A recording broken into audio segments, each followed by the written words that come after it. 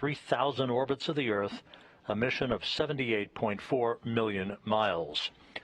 We are just less than 31 minutes away from the engine firing of 4 minutes and 39 seconds now that will slow the Soyuz down by 128 meters per second to enable the Soyuz to drop out of orbit to begin its entry back into the Earth's atmosphere, and a landing just 1 hour and 24 minutes from now on the steppe of Kazakhstan, 91 miles to the southeast of the town of Dzhezkazgan, where Russian search and recovery forces will be awaiting the arrival of these 3 crew members who have spent half a year in space.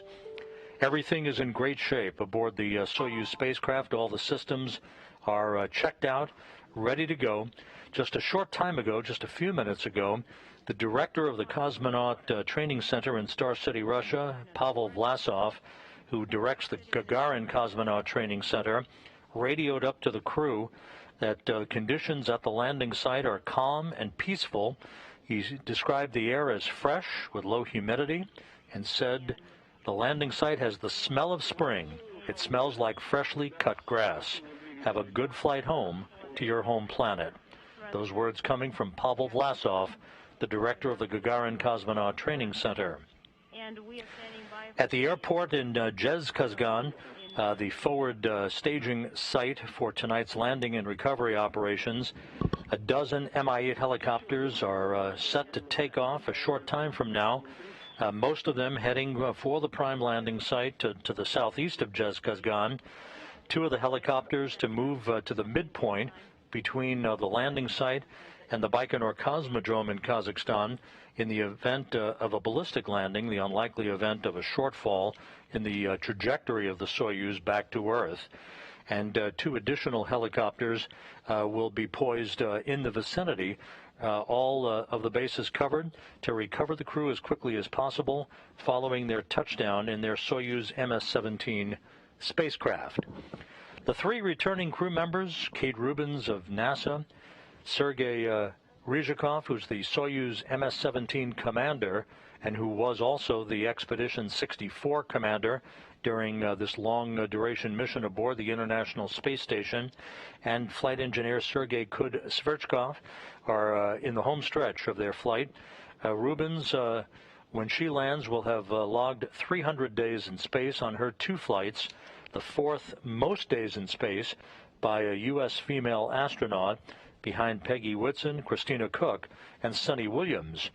Sergey Ryzhikov will have logged 185 days in space on his 2 missions over this increment, Expeditions 63-64, and will have totaled 358 days in space on his 2 flights. Kud-Sverchkov is wrapping up his first flight into space.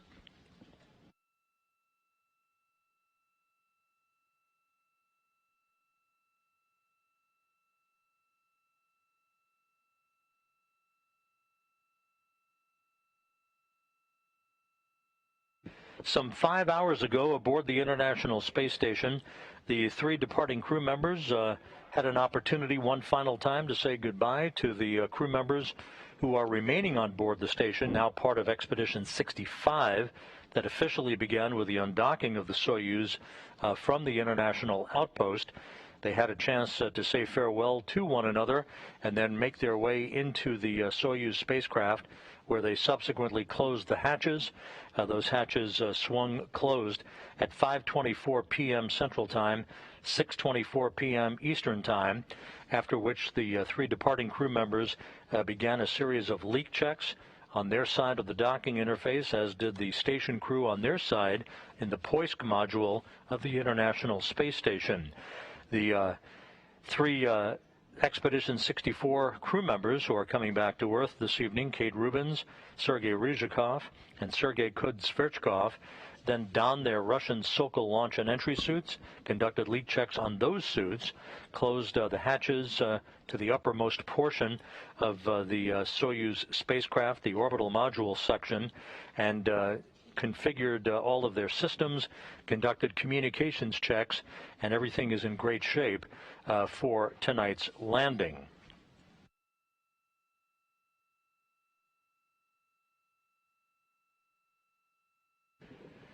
At 8:34 p.m. Central Time, 9:34 p.m. Eastern Time, as the International Space Station flew over the Mongolian-Chinese border, hooks were opened between the Soyuz and the Poisk module. Springs on both sides of the docking interface pushed off against one another, and the Soyuz was free, backing away from the docking port to which it had relocated just a month ago to free up the Rosviet module on the Earth-facing side of the Russian segment of the station for the arrival last week of 3 new crew members who made their way to the space station, that being Oleg Novitsky, Pyotr Dubrov, and NASA's Mark Vande Hei. The Soyuz slowly backed away. There were 2 firings of Soyuz thrusters and a pair of separation burns to maintain an opening rate and increase that opening rate from the International Space Station.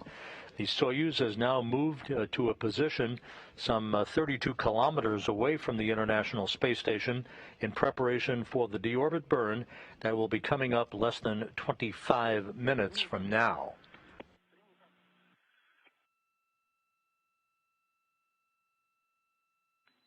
"25 minutes of thrust deactivation. Attitude is nominal, and the angle is currently 185.5.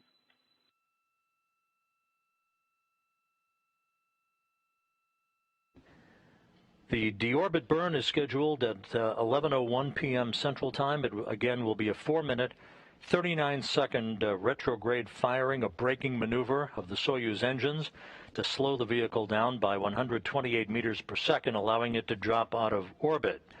Some 28 minutes after the deorbit burn, pyrotechnics will fire to separate the 3 sections of the Soyuz.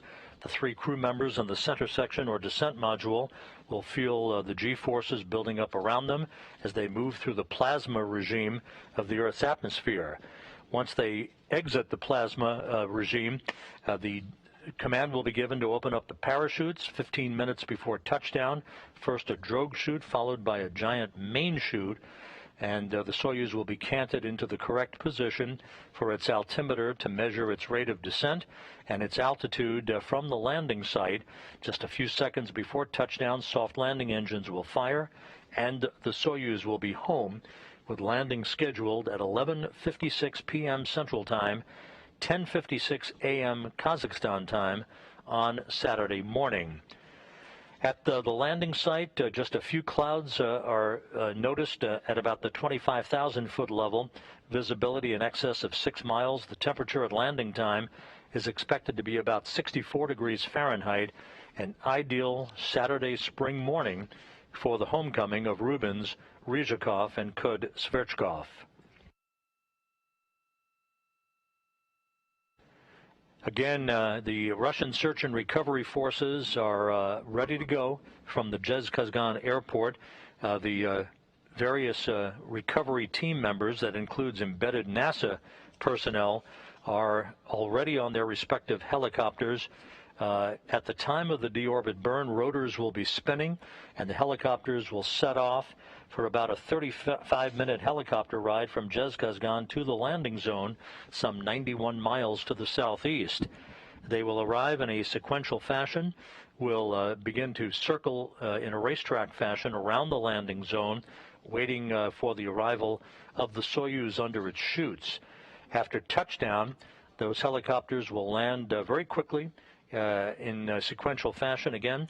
The first of the helicopters will be down to erect an inflatable orange medical tent near the capsule, to which the 3 crew members will be carried in their chairs once they are extracted from the Soyuz and have a chance to sit in those chairs for a few minutes to get their land legs back.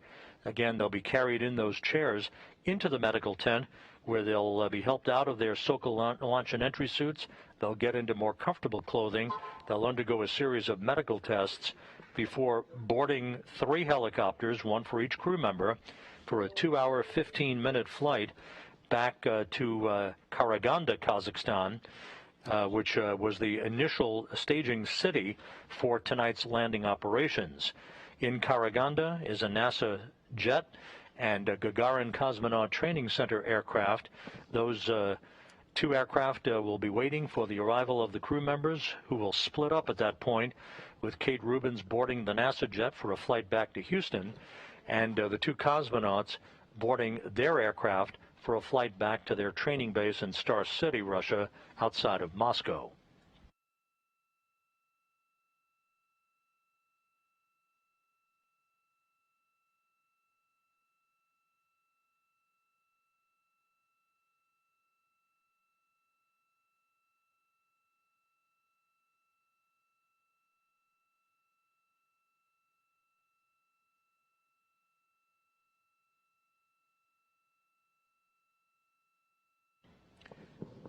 Two milestones following the deorbit burn, and you will be hearing Soyuz commander Sergey Ryzhikov through an interpreter calling out the duration of the burn and tank pressures and the delta V, or the change in velocity, as the burn continues for the duration of its 4 minutes and 39 seconds.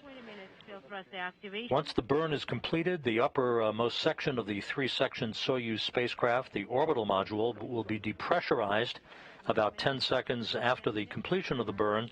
That will set the stage for its pyrotechnic separation from the rest of the Soyuz vehicle once we have completed the burn about 28 minutes after the deorbit burn, prior to the entrance of the descent module with the three crew members back into the Earth's atmosphere. Once the Soyuz has moved to a distance of about 120 kilometers away from the International Space Station, we are expecting VHF voice communications to become ratty and perhaps unavailable because of the distance involved in the geometry between the antennas on the Soyuz spacecraft and the International Space Station. It will be sometimes we get lucky and the communications hang in there, sometimes not so much. So we'll see what happens this evening. But once the Soyuz moves toward the vicinity of the landing site, there is a Russian Antonov 26 fixed-wing aircraft that operates as a flying command and control center, through which voice and data will be relayed back to Russian flight controllers at the Russian Mission Control Center outside of Moscow. So we'll be standing by to see whether or not we hang in there with communications all the way down or lose communications. Don't be surprised if we go with a loss of signal for a period of time and then reacquire communications with the Soyuz as it approaches the landing site.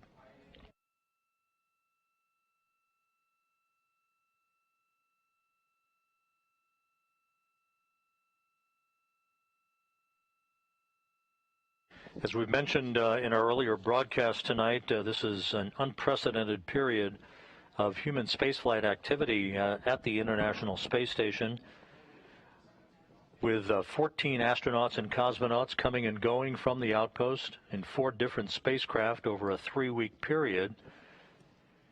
This landing tonight is the second of a 4-act series that will continue next week at the Kennedy Space Center, with the scheduled launch next Thursday on a SpaceX Dragon vehicle, the Endeavour, of Shane Kimbrough, Megan MacArthur, Aki Hoshide, and Thomas Pesquet, as that multinational crew launches from Launch Pad 39A at the Cape to rendezvous and dock to the International Space Station, to expand the station's population from its current 7-person crew to an 11-person crew for a period of time, a short period of time, until the Crew 1 astronauts who launched back in November, Mike Hopkins, Victor Glover, Soichi Noguchi, and Shannon Walker, who's the current commander of the International Space Station,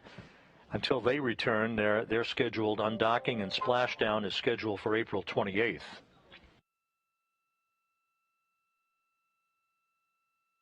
So a busy time at the International Space Station. Air traffic control definitely is the prevailing activity for not only the station astronauts and cosmonauts, but for program officials and the international partnership as they make their way methodically, step by step, to ensure the safe launch and landing and return to Earth of all of these crew members in the continuing permanent human occupancy of the International Laboratory.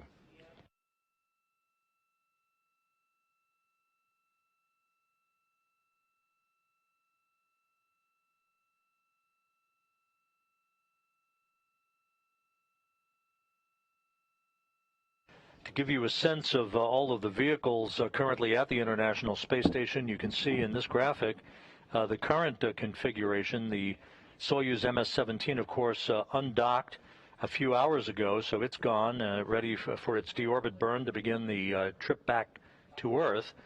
The Soyuz MS-18 that carried Mark Vande Hei, Oleg Novitsky, and Pyotr Dubrov to the station a week ago is docked to the Earth-facing side of the Russian segment of the International Space Station.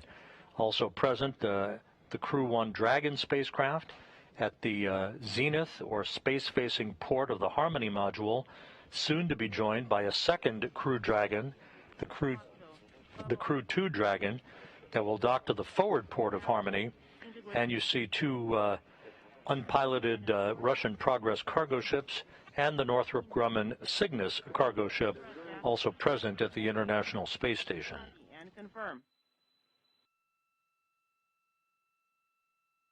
We're now 14.5 minutes away from the start of the deorbit burn. Again, a 4-minute, 39-second firing of the Soyuz engines to slow it down by 128 meters per second, enabling it to drop out of orbit to begin its high-speed return back to Earth.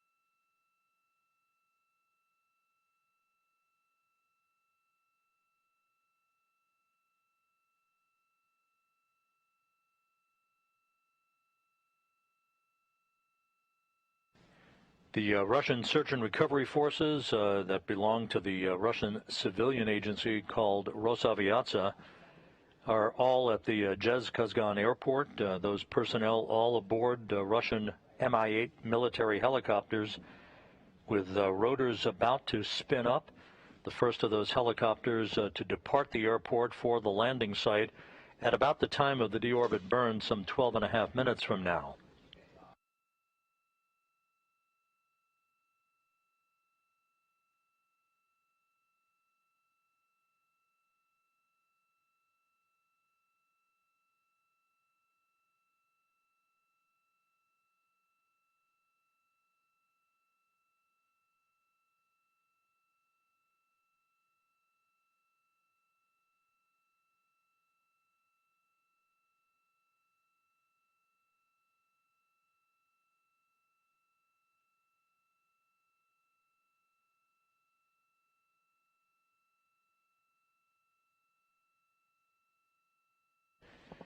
Amongst the NASA contingent participating in Kazakhstan tonight for tonight's landing and recovery operations include Tricia Mack, who's the Director of Human Spaceflight Programs in Russia, Bill Spetch from the International Space Station Program Office, representing mission integration and operations for tonight's recovery operations, Dr. Natasha Cho, who is Kate Rubins' flight surgeon, a series of Russian nurses attending to the 3 crew members with their own respective flight surgeons as well. NASA Public Affairs Officer Courtney Beasley will be on one of the first helicopters down to the landing site, along with Bill Ingalls, NASA's chief photographer. Astronaut Drew Morgan is representing the astronaut office for tonight's recovery operations.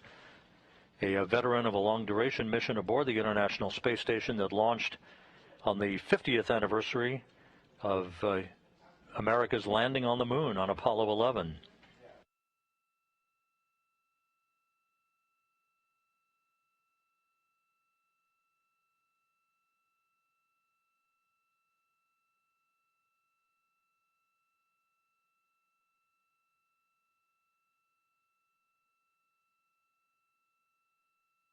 Coming up on the 10-minute mark before the deorbit burn, everything quiet aboard the Soyuz vehicle. The Soyuz commander, Sergey Ryzhikov, seated in the center seat of the descent module, the centermost section of the three-section Soyuz spacecraft, flanked on his left by Sergey Kud-Sverchkov and Kate Rubins on his right.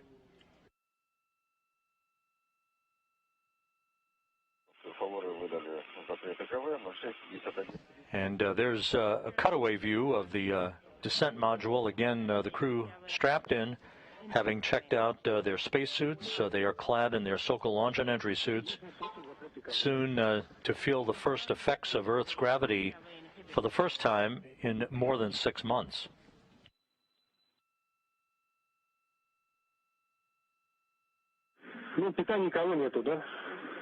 But the power has been shut off to the sensor. Is that right?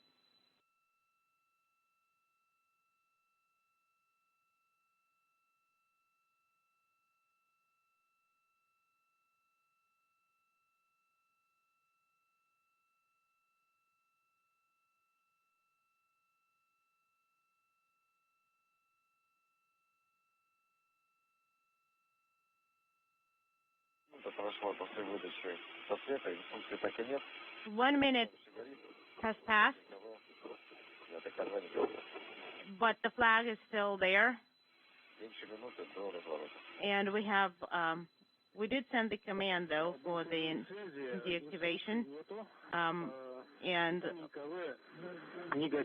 so power supply to the EKV is not being supplied, but you still have you don't have the flag. Is that right? Yes. And we confirm depot thrusters are firing, and we have like 20 minutes left. Copy.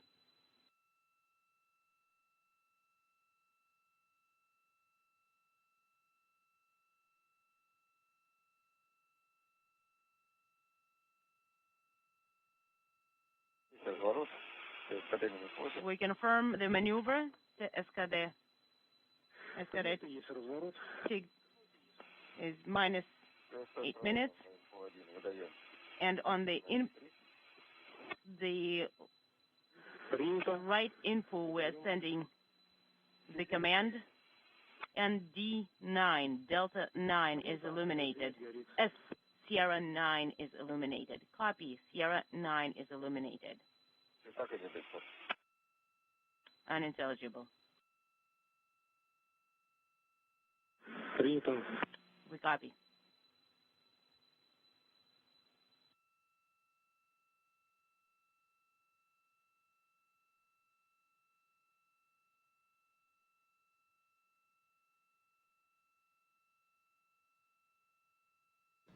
Countdown clocks now hit the 7-minute mark prior to the deorbit burn. 4 minutes and 39-second engine firing to slow the Soyuz down and enable it to drop out of orbit to begin its trip back to Earth.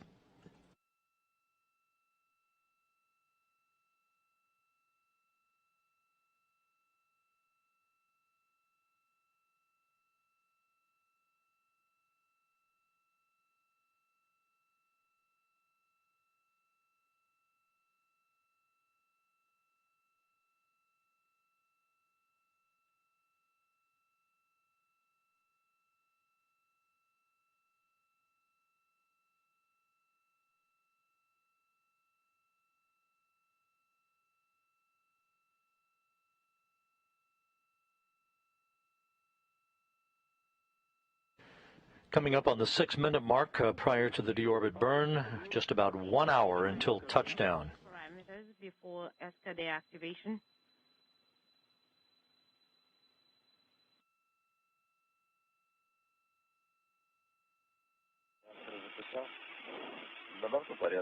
I have the parameters written down. We have integrated GESO.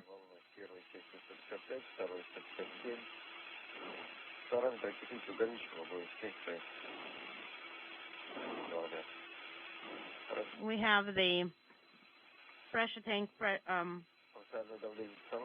155 for the first and 157 for the second one. Prop is nominal.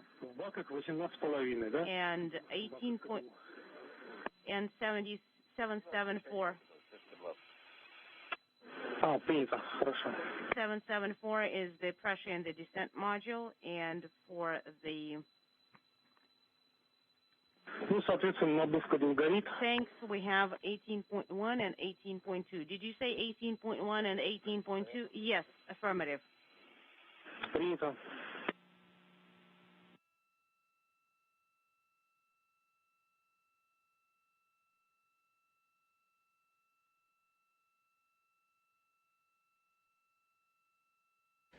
4.5 minutes now until the deorbit burn. Sergey Ryzhikov just a moment ago reading off propulsion parameters for the Russian flight controllers in Korolyov.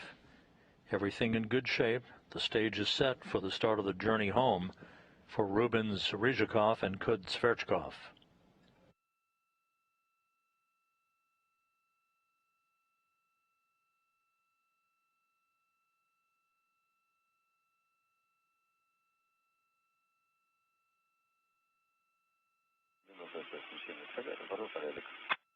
One minute till ESCA activation and everything's fine on board. We copy.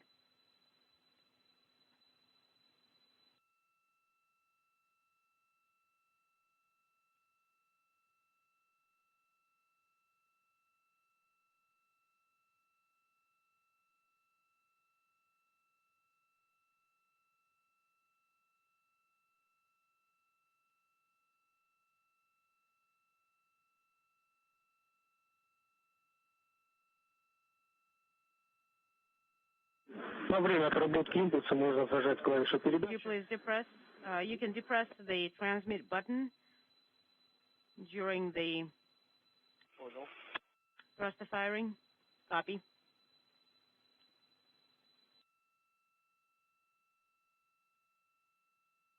Flight controllers in Korolyov will be expecting Ryzhikov to provide continuous commentary of the progress of the deorbit burn so that his reports can match up to all of the parameters that the flight controllers are seeing at their consoles. In Korolyov, you're looking at a live view from a balcony camera overlooking the Russian flight control room. 2.5 minutes away now from the deorbit burn.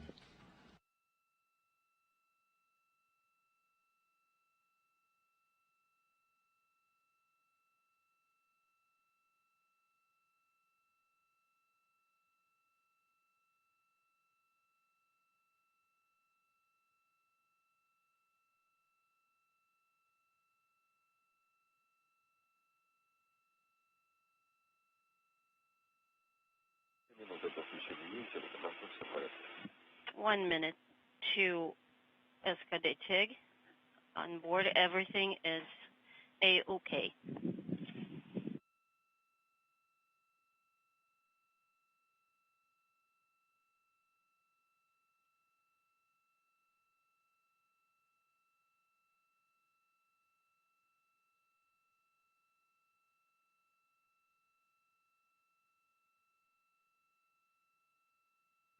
Ninety seconds now until the deorbit burn. We're getting close to 1 minute before ESCA.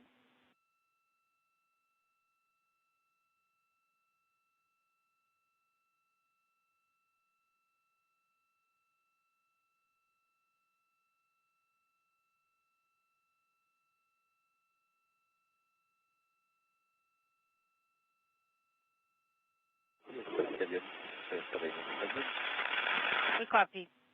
Escadate TIG -1. Less than a minute before the initiation of the deorbit burn, the Russian Mi-8 helicopters at the airport in Dzhezkazgan have their rotors spinning, ready to take off in sequential fashion, heading for the landing site.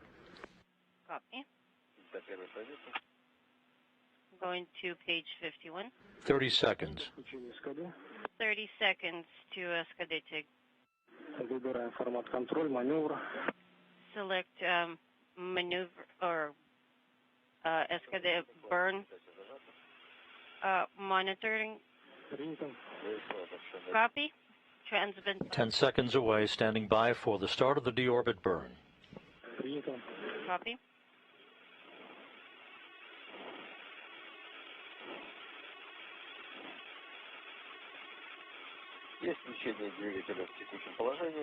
Escadate. Engine start, deorbit burn underway. In current position.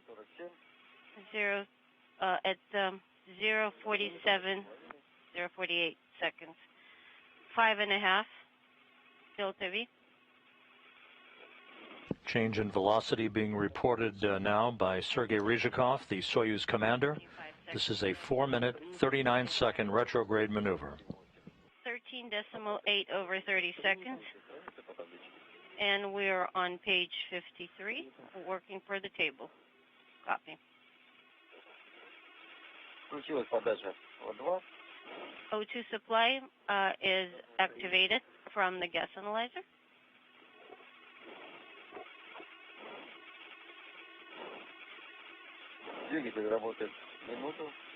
One minute, 26.2 Delta V. KDU parameters are nominal. Propellant consumption nominal. 1 minute, 15 seconds, 33 and 0.8 Delta V. The Soyuz continues to decelerate as planned. Now a minute and a half into the burn. Escadate firing. 1 minute, 30 seconds into the thruster operation. 41.0 Delta V. KDU parameters are nominal. Copy, Sergey the second. 1 minute, 49 Delta V after 1 minute, 47 seconds. Copy. 2 minutes. 54.4 Delta V. Copy, and that is nominal. We confirm the burn is going nominally. 2 minutes, 15 seconds. 61.6 Delta V.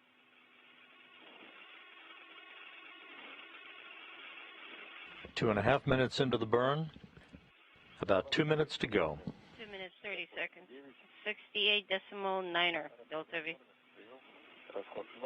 All parameters and propellant consumption is nominal. Copy. 2 minutes, 45 seconds. 74.8 Delta V.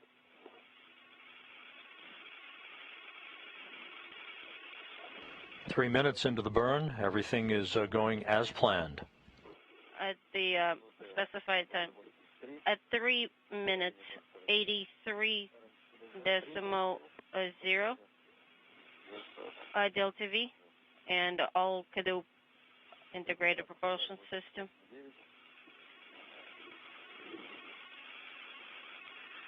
System parameters are nominal. At 3 minutes, 15 seconds. Delta V gained 88.9. 3.5 minutes. 96.9. Propellant consumption is nominal. Copy.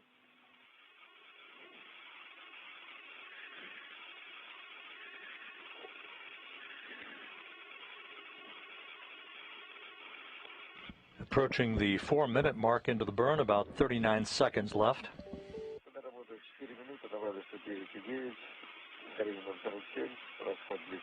4 minutes of SKD firing. LTV gained 109.9. All CADO parameters are still nominal. Copy. We're standing by for main engine cutoff command in about 20 seconds. Copy and concur. 10 seconds to main engine cutoff. Command 124 Delta V. Copy.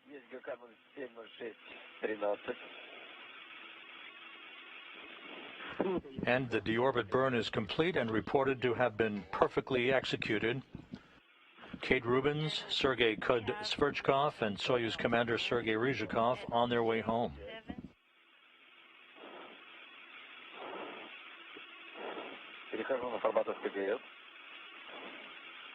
At 070613, KSDBO is open.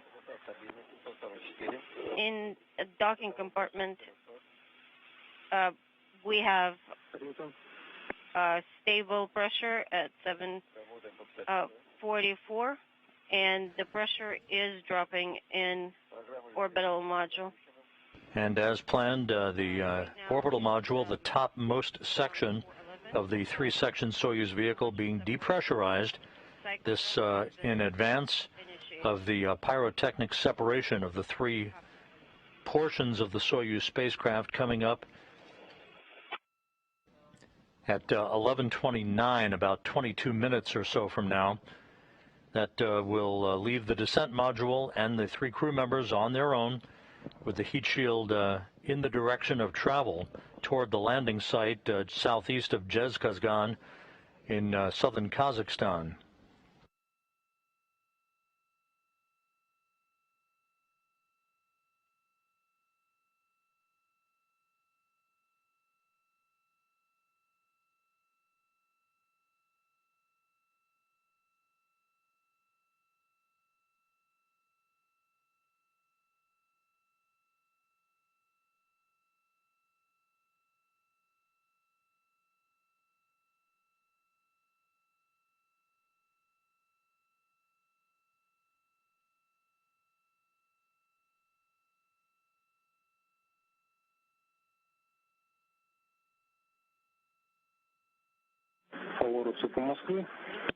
Favory Moscow.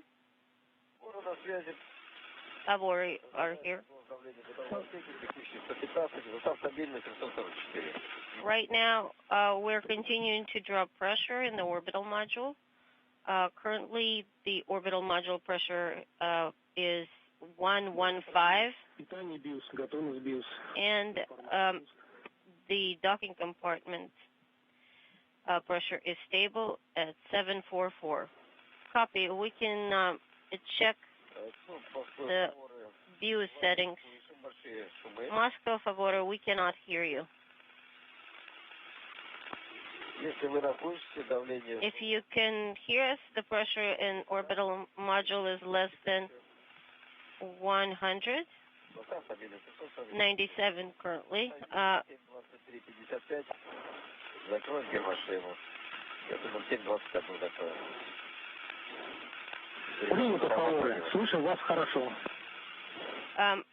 In the blind, we are aware that we have to seal our pressure helmets at the 0720 or by 072355, no later.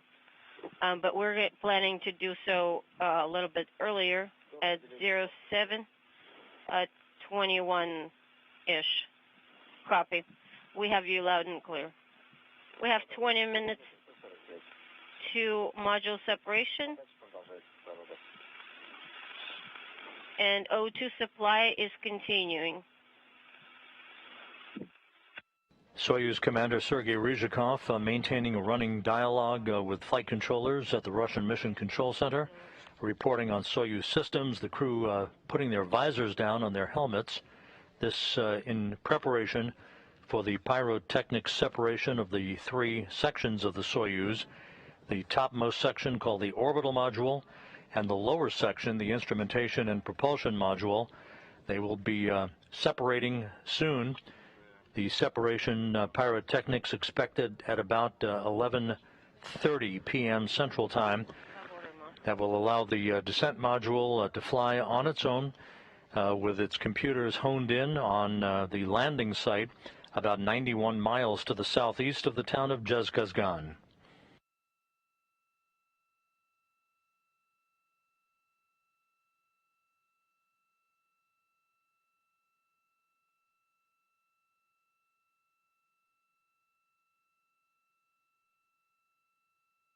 Favorы, mission control. Favorы are here. We hear you through the noise. How do you read us? We have you loud and clear. We can verify BIOS power and BIOS readiness. Everything's in order on board. The pressure is rising a little bit on board in the docking compartment because of O2 being supplied into the cabin. Right now it's 7:48. Otherwise, everything is nominal on board. And in 10 minutes, we're planning to seal the pressure helmets. Please go through the last-minute buddy checks. Verify that your straps are strapped in tightly.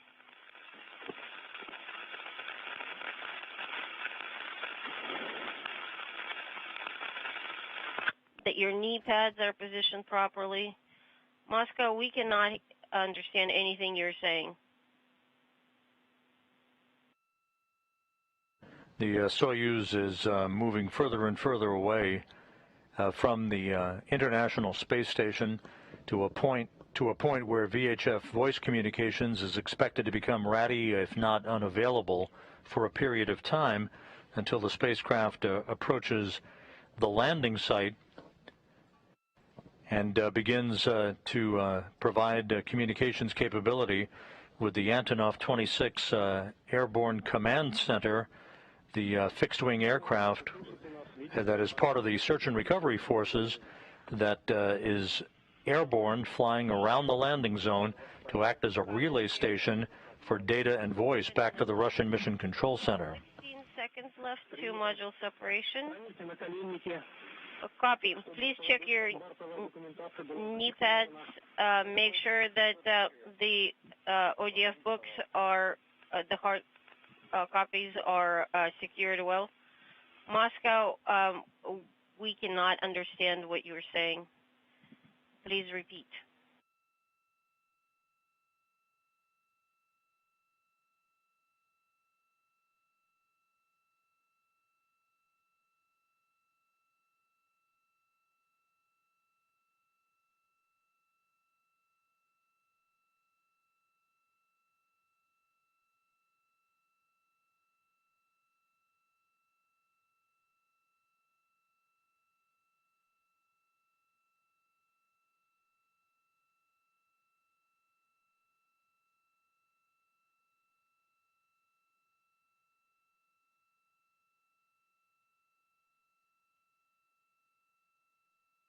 Everything quiet here in Mission Control in Houston as the voice communications begins to diminish between the Soyuz spacecraft and the Russian flight control team, simply because of the distance now that the Soyuz has moved away from the International Space Station and the location and positioning of the antennas on the Soyuz relative to the relay antennas for VHF communications through the station.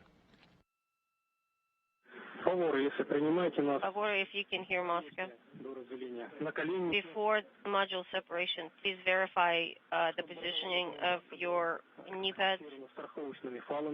Make sure that the hard copies of your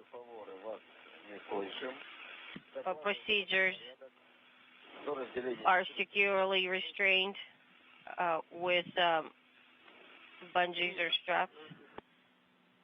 We cannot hear you, Moscow. We don't understand what you are saying. Just letting you know that we are aware that we have module separation coming up at 072955. Everything's still ready on board. Copy. Sergey Ryzhikov reassuring flight controllers in Moscow, even though they cannot hear the flight controllers calling them at this point. They understand that we're within 14 minutes of the scheduled separation of the three sections of the Soyuz through pyrotechnics.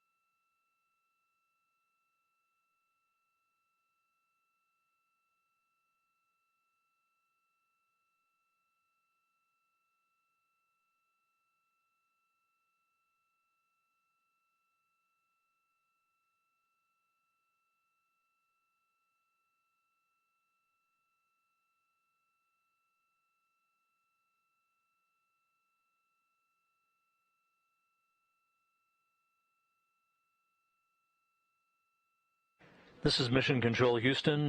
Based on the last report from Sergey Ryzhikov, everything going very well on board the Soyuz MS-17. The next major event coming up in about 11 minutes, the separation of the three sections of the Soyuz, as the descent module with the three crew members strapped inside will then fly free with its onboard computers targeting the landing site to the southeast of the town of Dzhezkazgan. This is an animation of the separation of those three sections. The orbital module and the instrumentation and propulsion module separate from the descent module that then enters the Earth's atmosphere, building up heat, repelling the heat through its heat shield before the deployment of a drogue chute and then the large main chute. We'll talk more about the physics of the chute deployment and the behavior of the Soyuz spacecraft once we get past module separation. Landing is still scheduled for 11:56 p.m. Central Time, 10:56 a.m. Kazakhstan time on Saturday morning. The weather reports indicate clear skies, very light winds, temperature around 64 degrees Fahrenheit.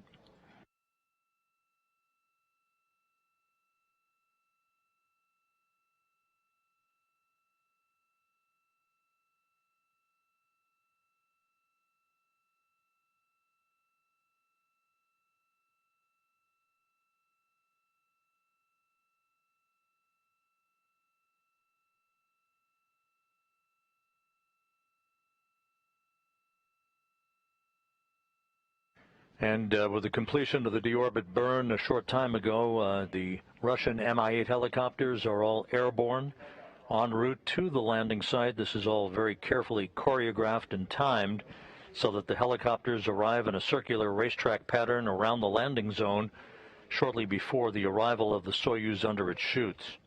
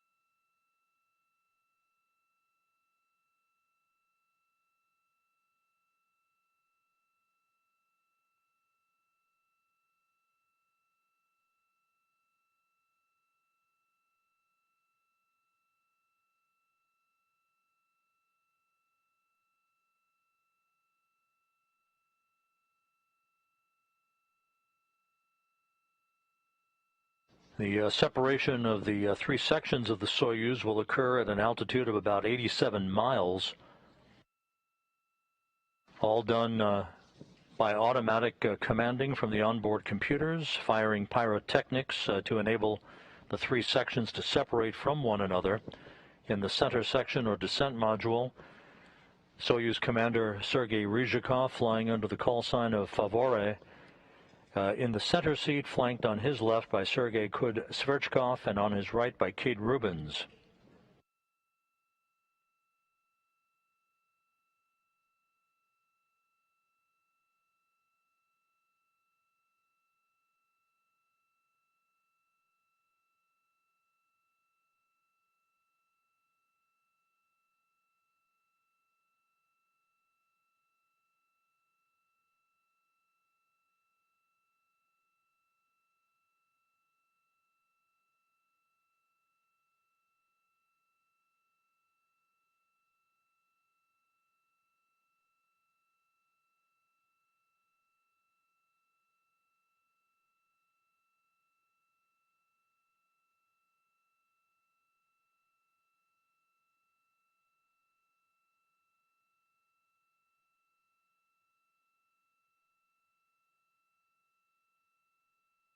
The landing site coordinates calculated by the Russian flight control team in Korolyov call for the Soyuz to be targeting a landing spot at 47.2 north, 69.3 east. The pressure helmets are sealed, and the the avionics are activated. Is that correct? And you have the Rus handle in your hands, correct? So visors are now down for the three crew members in the descent module of the Soyuz MS-17.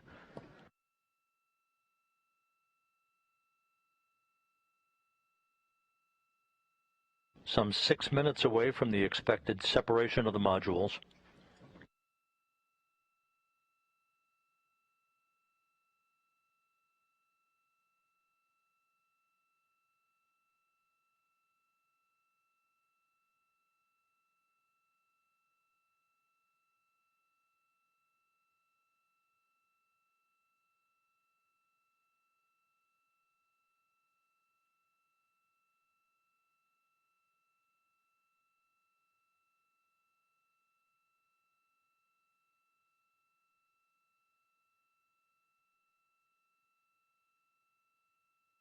Countdown clocks here in Mission Control in Houston ticking backward toward the expected landing time, just over 31 minutes from now.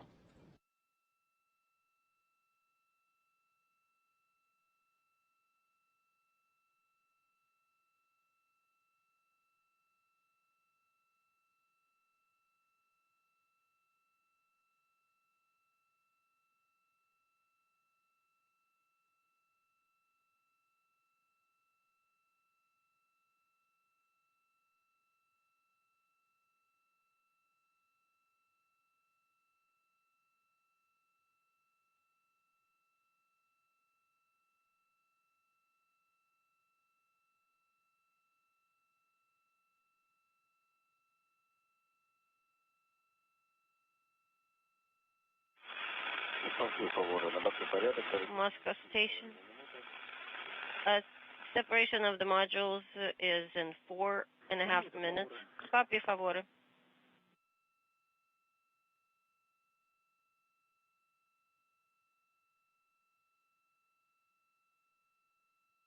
So a bit of continuing communications confirming the expected time for the module separation, around 11:29 p.m. Central Time.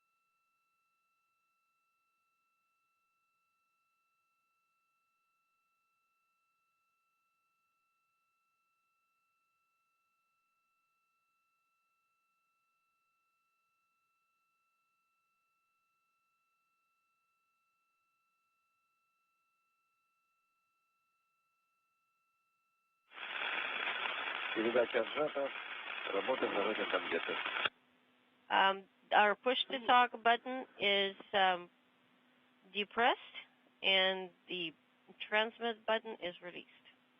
Copy. Favore, how do you read us?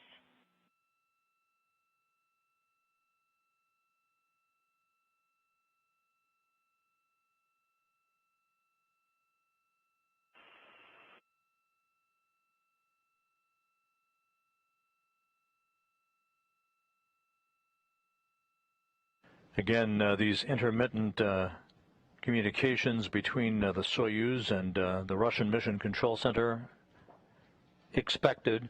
This is a nominal occurrence because of the distance the Soyuz is away from VHF communications capability from the International Space Station as it prepares for module separation.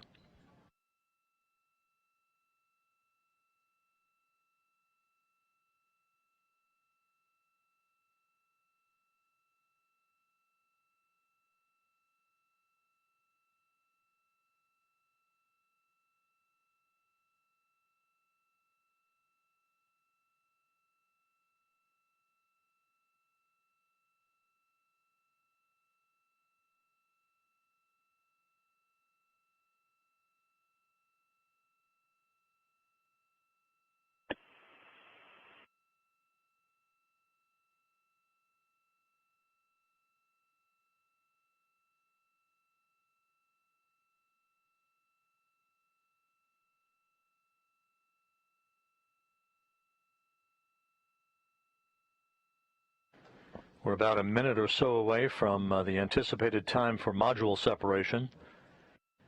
Russian search and recovery forces airborne en route to the landing site southeast of Dzhezkazgan, everything continuing to go smoothly.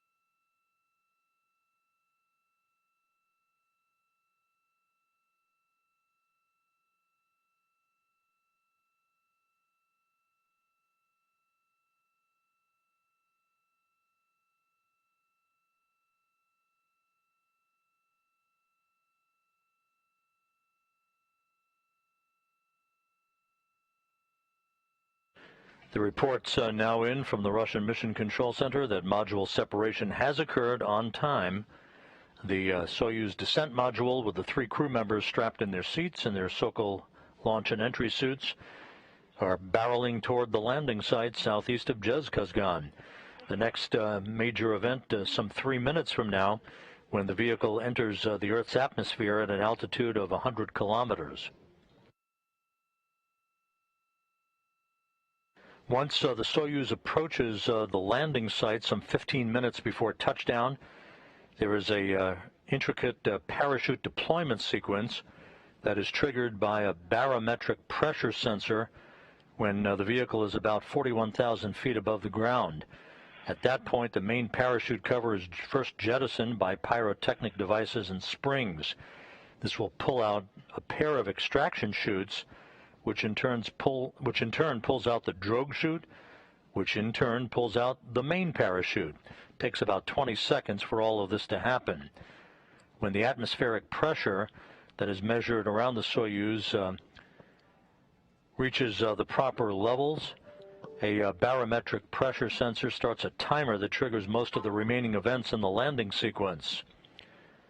At an altitude of about 18,000 feet off the ground, commands are issued to jettison the heat shield and to open valves to vent hydrogen peroxide, fuel for the entry control thrusters, and oxygen in the life support system tank.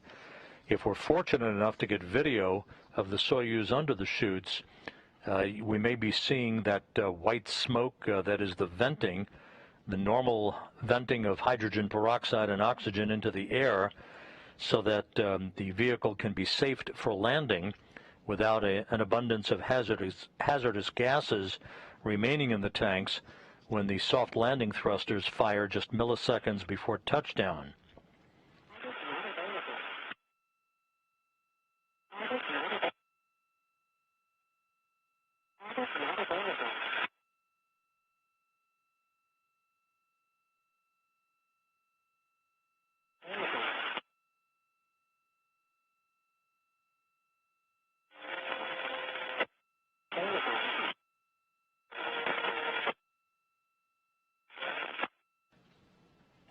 The Soyuz now beginning to enter the Earth's atmosphere. This will mark the first effects of Earth's gravity against the bodies of the 3 crew members for the first time in 185 days.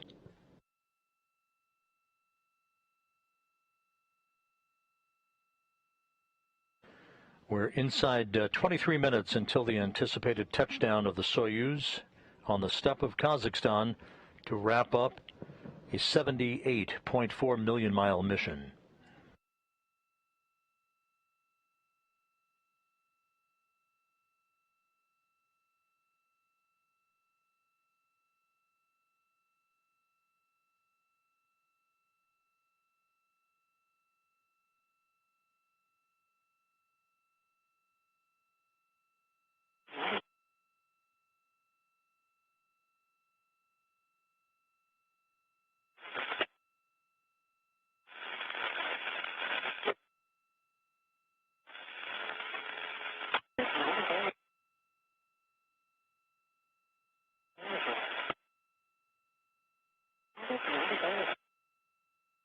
Unintelligible.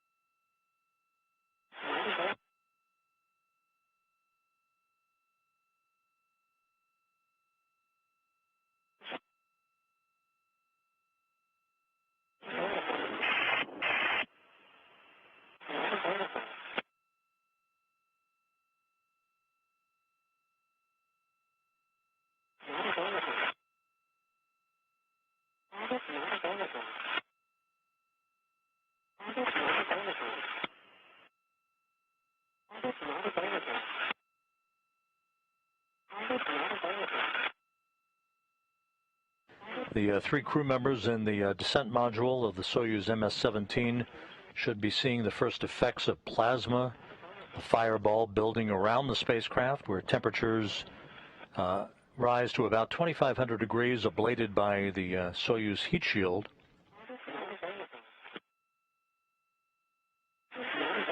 Soyuz computers also providing entry guidance to fine-tune the path of the spacecraft toward the landing site on the steppe of Kazakhstan.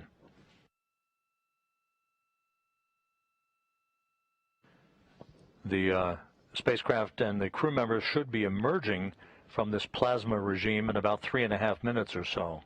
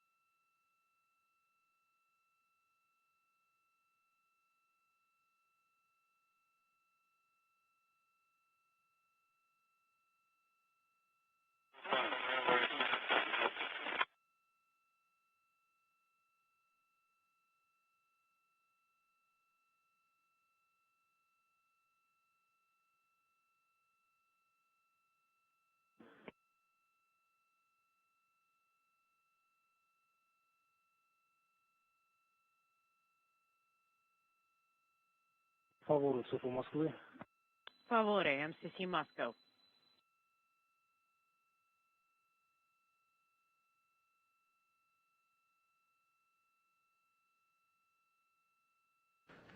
Flight controllers at the Russian Mission Control Center attempting to contact the Soyuz, but as expected, communications not expected to provide a response as the Soyuz descends in the heat-peaking regime during its entry back to Earth.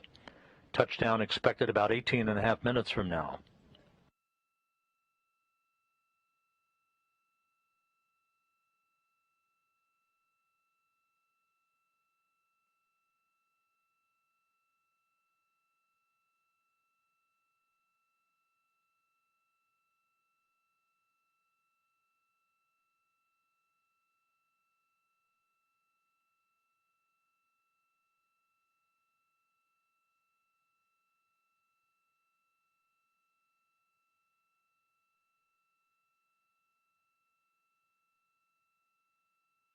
Favore, MCC Moscow.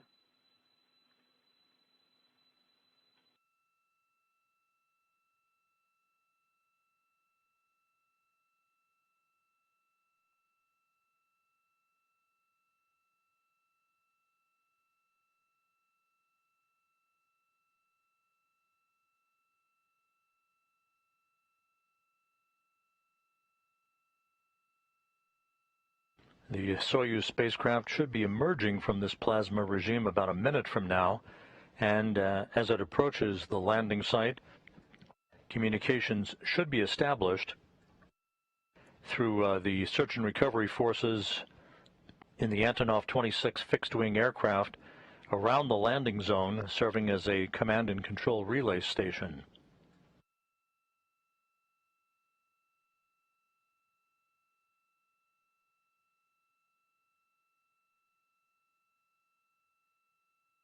Favore, MCC Moscow.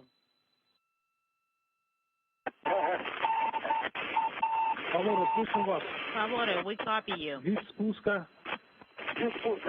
АУЗ, вход на пассажира 3433, перелетный пробок 9 секунд.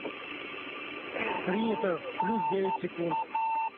We confirm atmospheric re-entry with a plus 90 mid. Принято, самочувствие. Отлично. Давление лица. 10. How are you feeling? Great. What's the set pressure? Принято, 772.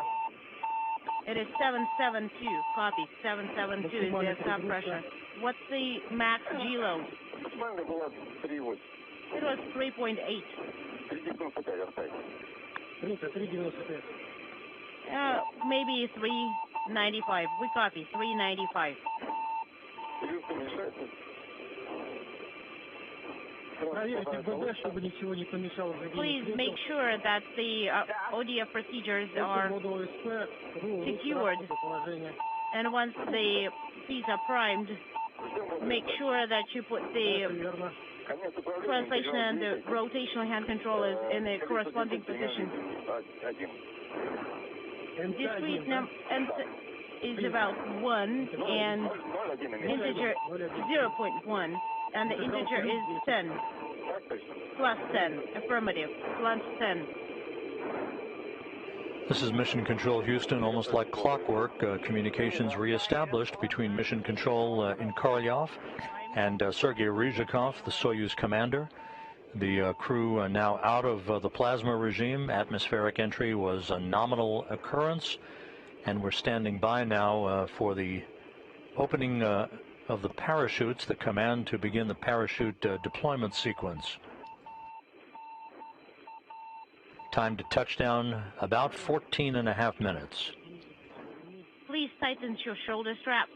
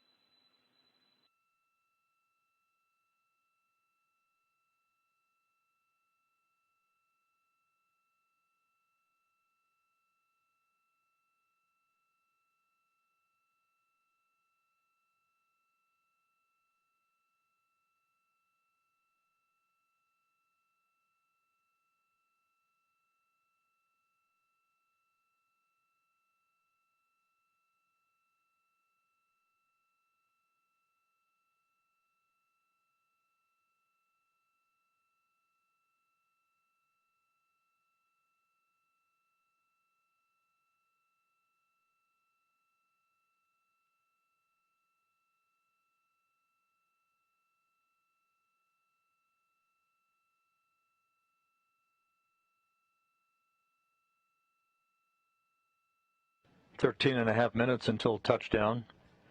Parachutes should have been commanded to deploy by now.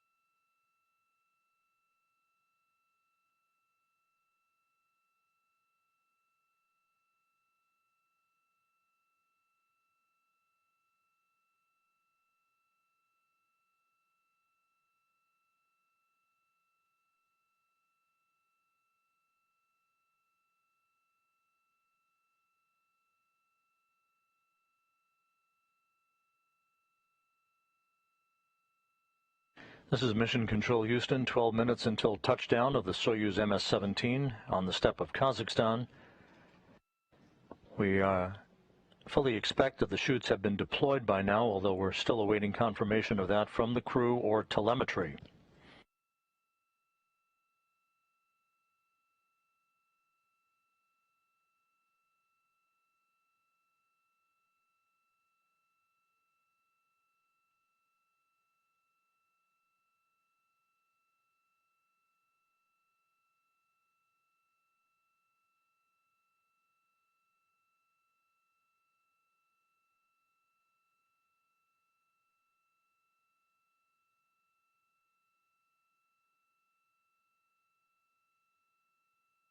This is Mission Control Houston, and there it is, Soyuz MS-17 under its main parachute.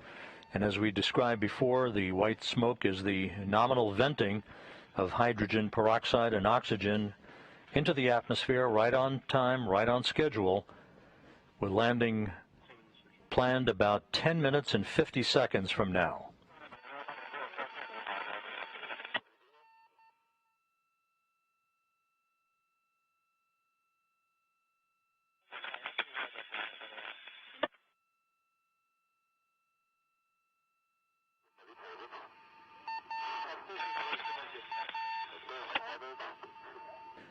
Reports now from the landing site from the Antonov 26 Command and Control flying aircraft indicate that the crew is in great shape. They've reported everything is nominal on board the Soyuz.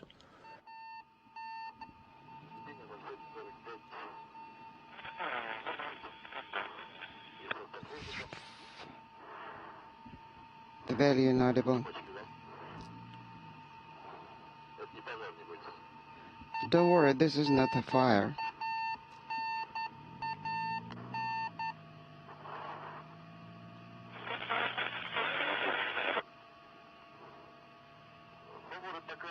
Over.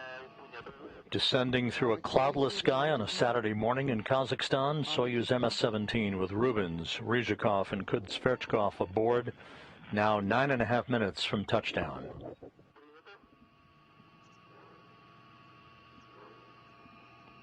Are you ready?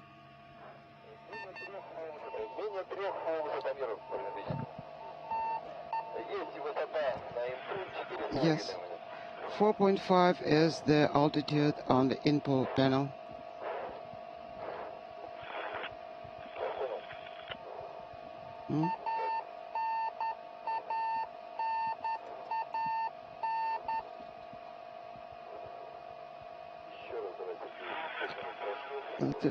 One more time. 5 minutes past.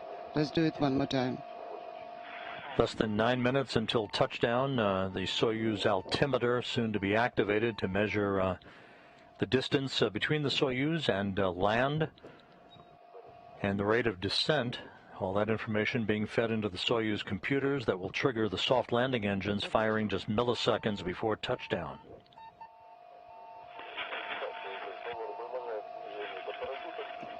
Okay. Forward, the descent Descent is in progress. Pressure is 411. COS 0405. Copy. Altitude 3890.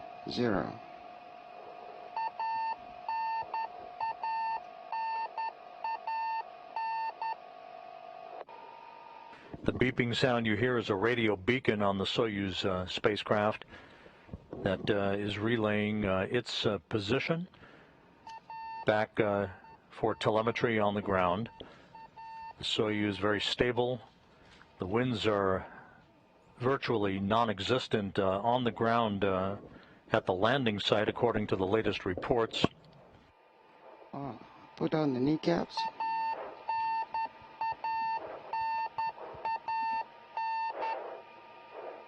Russian Mi-8 helicopters with the search and recovery forces and the embedded NASA personnel are now circling the landing zone, preparing to touch down in sequential fashion within minutes after the Soyuz lands.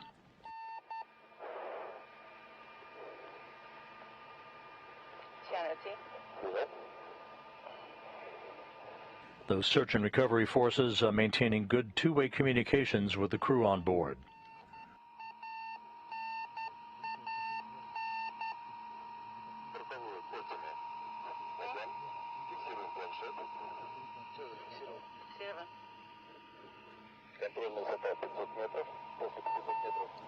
Altitude 500 meters.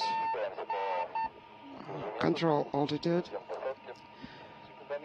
Standing by for landing. Stopwatches are on. Just relax.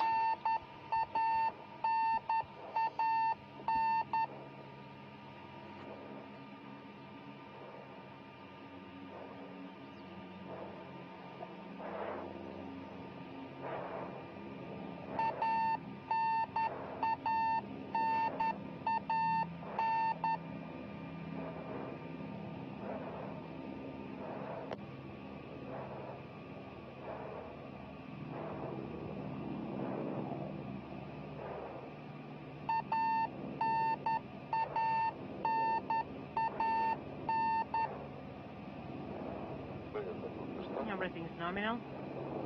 Copy.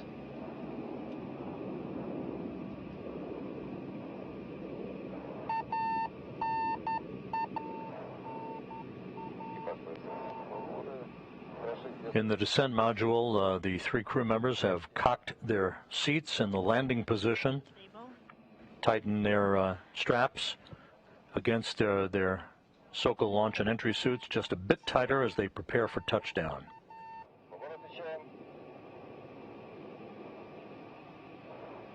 We confirm the maneuver and 300 difference as 60 meters. unintelligible meters. Copy. Copy, thank you.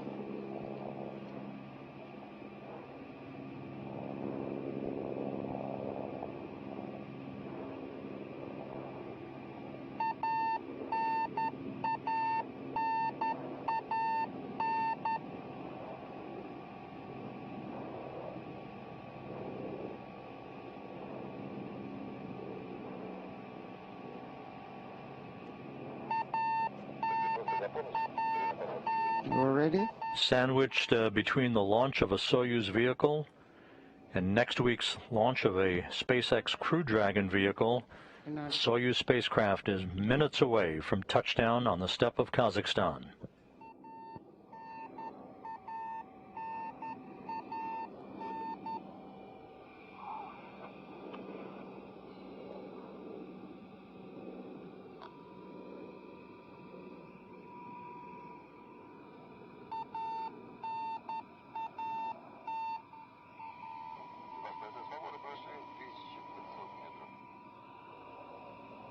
Past 1,500 meters.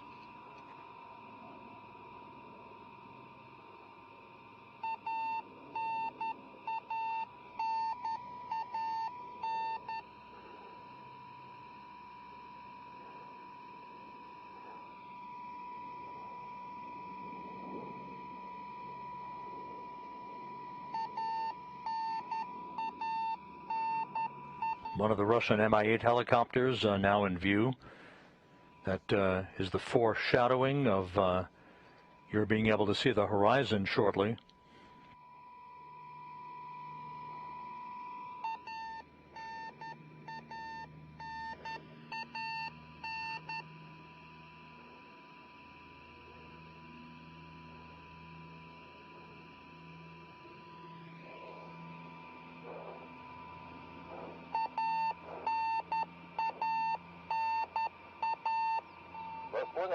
Copy.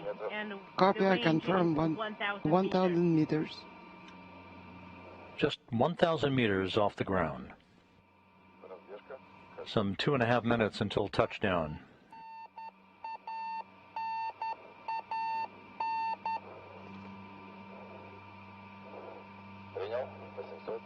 Copy, 800.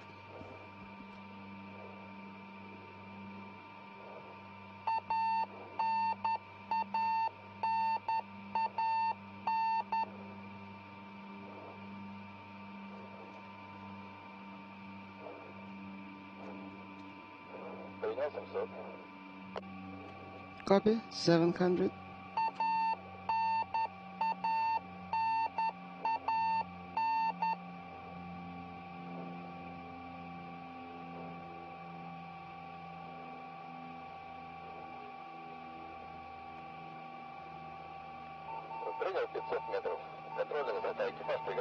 Copy, 500 meters. Crew, get ready for landing.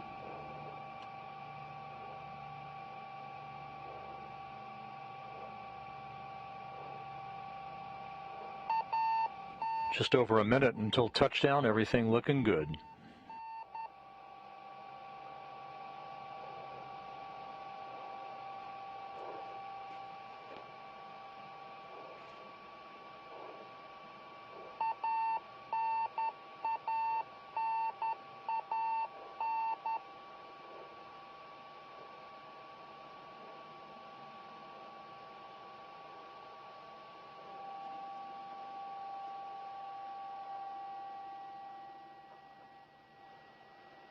Touchdown. Touchdown confirmed at 11:55 p.m. Central Time, 12:55 a.m. Eastern Time, 10:55 a.m. in Kazakhstan on a Saturday morning. After 185 days in space and a mission spanning 2,960 orbits of the Earth and 78.4 million miles, Kate Rubins, Sergey Ryzhikov, and Sergey Kud-Sverchkov are back on terra firma.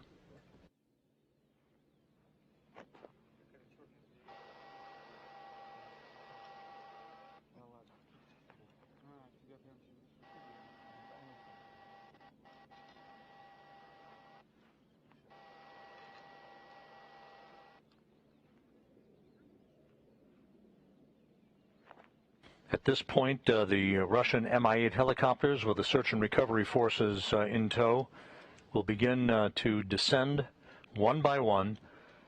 First to erect an inflatable medical tent nearby the capsule, and then begin the process of extracting the crew.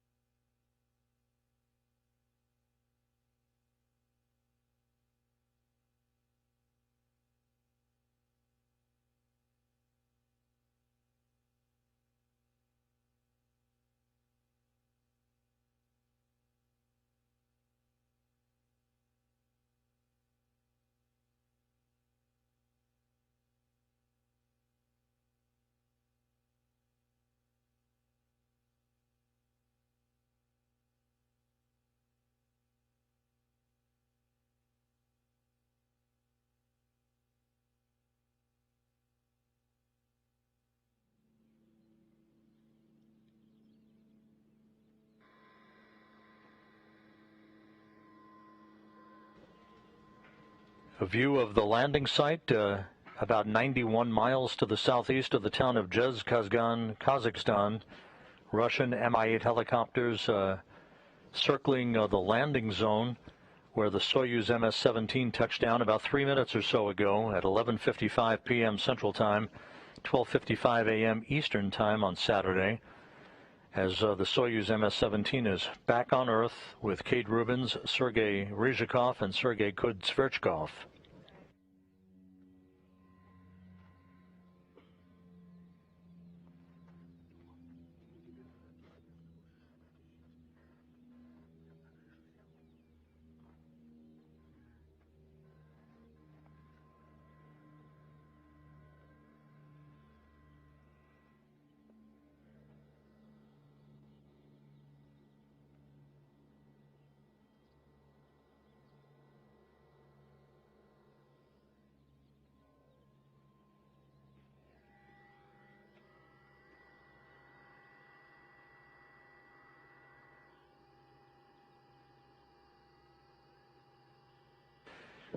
Confirmation now being received from the search and recovery forces that the Soyuz MS-17 landed upright. So the crew will be extracted from the top hatch on the Soyuz once a ladder is erected alongside the spacecraft. Again, you can see 3 of the Russian Mi-8 helicopters on the ground to begin the process of erecting this inflatable medical tent, to which the crew members will be brought inside following their extraction from the vehicle in a few minutes to sit in chairs to get their land legs back a bit once they are pulled out of the spacecraft.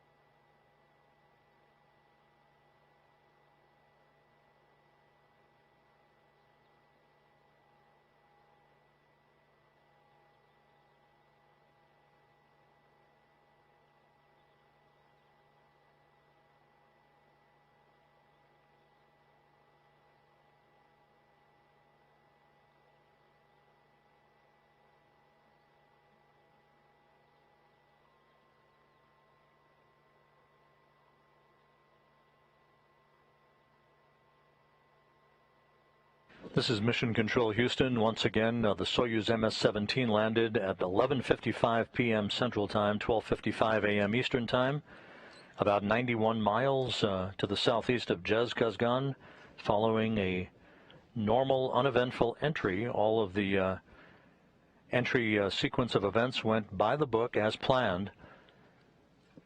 The 3 crew members in the descent module of the Soyuz, following the undocking earlier this evening from the International Space Station. They are back on Earth awaiting their extraction. Compliments of the search and recovery forces whose Russian Mi-8 helicopters are now landing one by one to move their way toward the spacecraft and begin the process of getting the crew out, putting them in chairs near the capsule itself so that they can have an opportunity to get their land legs back a bit before they're carried in their chairs inside the inflatable medical tent to get out of their SOCO launch and entry suits and into more comfortable clothing for medical testing.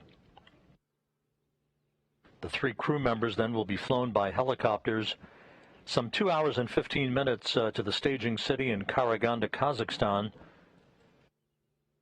where the crew members will split up. Rubins boarding a NASA plane to fly back to Houston, with Ryzhikov and Kud-Sverchkov boarding a Gagarin cosmonaut training aircraft to fly back to their training base and their homes in Star City, Russia, just outside of Moscow.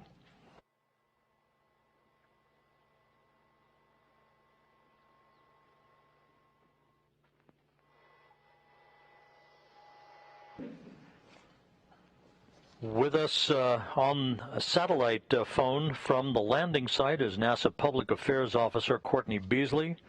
Courtney, you are down on the ground very quickly as well. Just within minutes of touchdown, we are looking at helicopters, not yet seeing TV of the spacecraft at the landing site, so fill us in on what you're seeing. Rob, it's great to hear from you. As you said, I'm here at the landing site. There are still some helicopters touching down right now. It was an upright landing, and it looks like the crew has been waving to the personnel outside of the capsule. Our helicopter, the skies are as clear as they can get. We actually got a visual of the capsule 10 minutes before touchdown, and we were able to follow it from that minute mark all the way down to the ground. We were one of the first helicopters out, and I'm on the ground right now. They're putting the stand up, getting ready to extract the crew. What was the flight like from your staging point in Dzhezkazgan to the landing site? At what point did you pick up the Soyuz, and how was the touchdown? Could you see the soft landing engines from your perspective? Yeah, Rob, the skies are clear. The crew could not have asked for a more beautiful day to touch down here and breathe this fresh air here back on Earth for the first time in 185 days. Again, about 57 degrees here, clear skies. We got a visual of the capsule about 10 minutes before it touched down. We were able to follow the capsule all the way down to the ground. The capsule did have an upright landing. They have the stand around the capsule right now. They've opened it up, and they're ready to extract the crew. We expect that Commander Sergey Ryzhikov will be first out. And we should be receiving a video from the landing site from the spacecraft here momentarily, and we now have video, Courtney, as we watch the search and recovery forces surrounding the spacecraft. Give us a play-by-play of what you're seeing. Yeah, Rob, there are two personnel on top of the stand right now. They are waiting to open the capsule up. They're actually starting to put up this medical tent where the crew will go for medical evaluation after they are extracted and get an opportunity to sit in those chairs for a few minutes. So right now we're just standing by for them to open it up and start extracting the crew. Hang in there with us, Courtney. We lost the video feed. We only had it for a moment, so keep providing us with what you're seeing as recovery developments unfold at the spacecraft. No problem, Rob. They're wiping off the top right now. Again, we should just be a couple seconds away from opening up. And once the three crew members are out of the spacecraft, I assume that they've put chairs up near the spacecraft itself. What will be the scenario and the sequence of events after that? Yeah, Rob, they're actually setting those chairs up as we speak. Two of them are already on the ground, set up just a couple feet away from the capsule itself. These crew members will be carried out by one. At that point, they'll get to sit down, kind of catch their breath from that ride down. They'll get to make their first call back to Earth, whether it's to family or friends, get to tell them about their trip home back to Earth, and they'll sit there for a few minutes, get a chance to recuperate, and from there they'll head into the medical tents for further medical evaluation. In those chairs, they'll get their first medical evaluation as well. The choreography of how the search and recovery forces deploy the helicopters and arrive at the timing that they do is always very stark to me. Give us your impressions. This is the first time you have been at a landing. Give us your impressions of how this all unfolded from your perspective.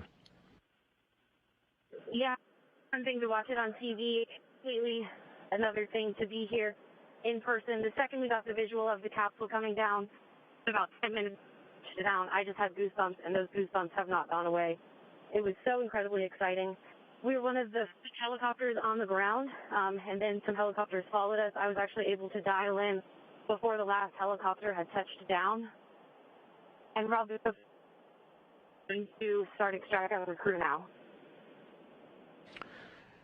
Keep providing us with your visuals, Courtney. We do not have TV at the moment. We're expecting it shortly, but keep us apprised as to what you're seeing, who is getting out first, and what they're doing with the crew. Yeah, Rob, there's about 4 personnel on top of this stand right now that goes around the capsule. That stand has a ladder for the personnel to get up on, and it also has a slide in which they slide those crew members down one by one. At that point, the medical personnel is able to carry them over to those chairs we were just talking about, where they'll get their medical evaluation, be able to make those first calls from Earth, and be able to recuperate a little bit before heading over to the medical tent. It looks like some pictures are being taken right now before they extract the crew, but otherwise, it looks like we're just moments away from Commander Sergey Ryzhikov coming out. What is the timeline and the sequence of activities after the crew makes its way into the medical tent for their initial evaluations? Yeah, so after their the crew will be carried over to the medical tent, which is a short distance away from where we are now. Those will conduct a more in-depth medical evaluation. The crew will also undergo a series of field tests. Kate Rubins, in particular, will undergo a test conducted by our human research program called Standard Measures. And that's just a set of measures taken after landing to characterize the effects of living and working in the microgravity environment. Once those tests are complete, the crew and personnel will head back to their designated helicopters. From there, they'll head to the airport in Karaganda, where Rubins will board the NASA plane back to Houston, and the cosmonauts will board their aircraft to return to their training base in Star City, Russia. Courtney, hang in there with us. We're going to be coming back to you here momentarily. Just to recap, this is Courtney Beasley at the landing site, NASA Public Affairs Officer. She rode on one of the first helicopters from Dzhezkazgan earlier to the landing site, where the Soyuz MS-17 touched down about 15 minutes ago at 11:55 p.m. Central Time, 10:55 a.m. Kazakhstan time at the landing site. It was a perfectly normal re-entry for Rubins, Ryzhikov, and Kud-Sverchkov. All of the entry sequence of events were by the book. Everything went normally. The separation of the modules, the deployment of the parachutes, and touchdown occurring actually about a minute earlier than had been predicted.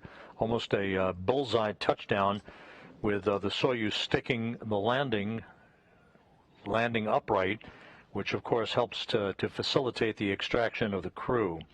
Courtney, what's going on there right now?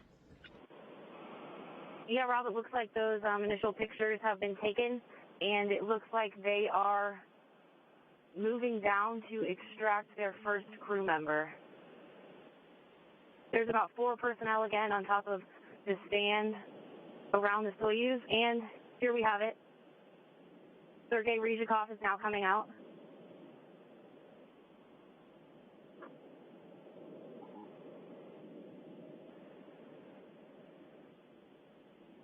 And some shaking hands, some high fives, and a lot of smiles on the top of that stand right now. He's turning around and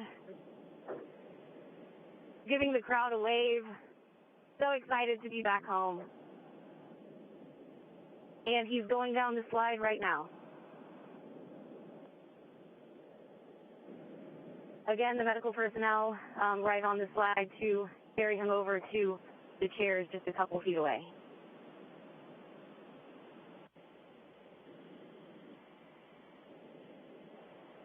And they're starting the extraction for the second crew member as we speak.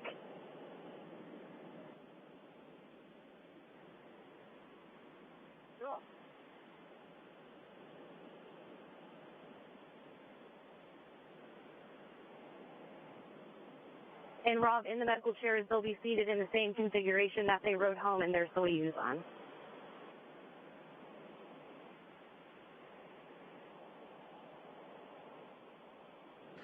Courtney, we're standing by for the resumption of video from the landing site. And based on your report, Ryzhikov is out, and we'll be waiting for you to report on the next crew member to be extracted. Yeah, Rob, we're just standing by waiting.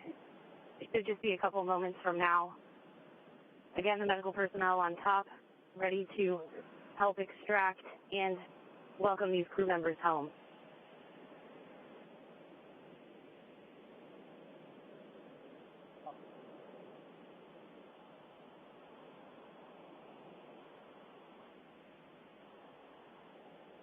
Courtney, sometimes at these landing sites, the locals who know as much about landing operations as almost the rest of us will show up to greet the crew members. Any sign of any locals? No, Rob. Don't see any sign of any locals.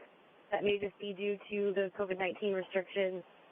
And without video, you can't tell, but most people here do have on masks to follow those COVID-19 guidelines.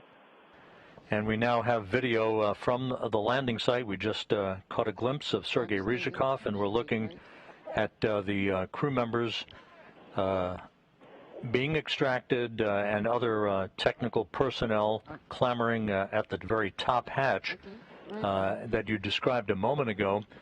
Ryzhikov is smiling, being attended to by the usual complement of Russian search and recovery personnel. Blood pressure, 94. Heart rate. Ryzhikov having completed his second flight into space, 358 days on his two missions. 176111.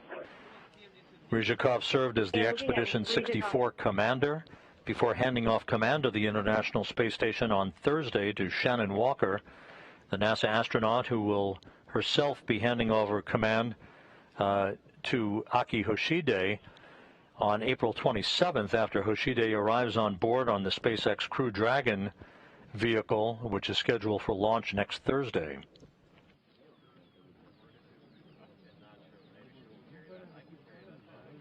And if you're looking at Sergey Ryzhikov from the front, our NASA personnel are to the left of him, ready to welcome Kate Rubins back home.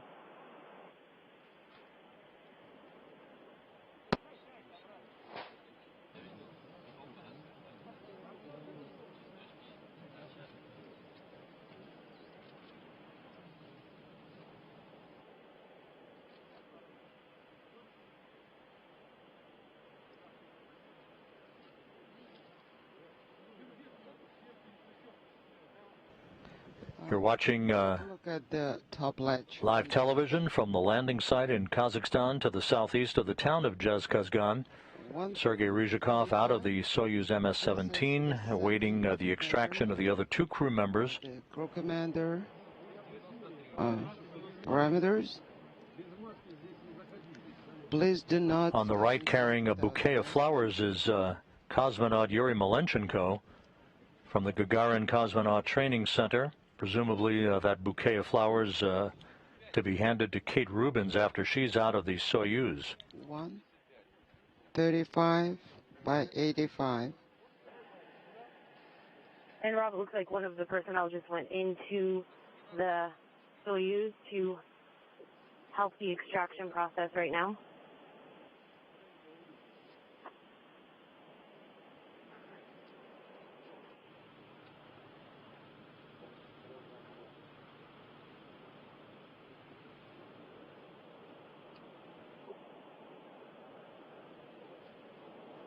And here's our second crew member.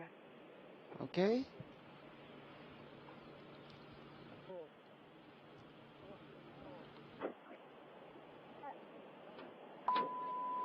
Rob, Kate Rubins is outside of the capsule right now, giving high fives and all smiles. And saying at Kate, Here, right here. welcome home. And here she comes. And even 300 days in space on her 2 missions, Kate Rubins is home. Lots of laughs and smiles right now as Kate is coming down. Let's slide down. Okay, here. Hold her and let's go. And she's being brought over to her chair right now.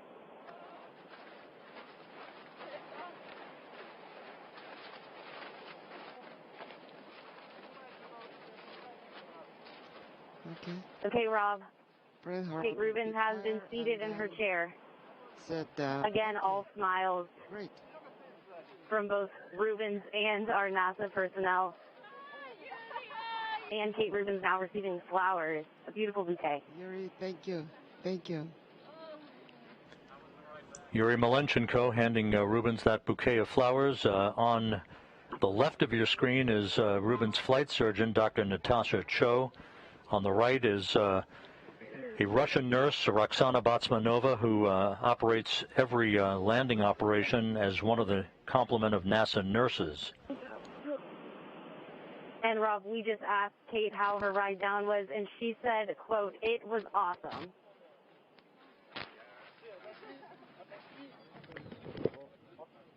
Please step back.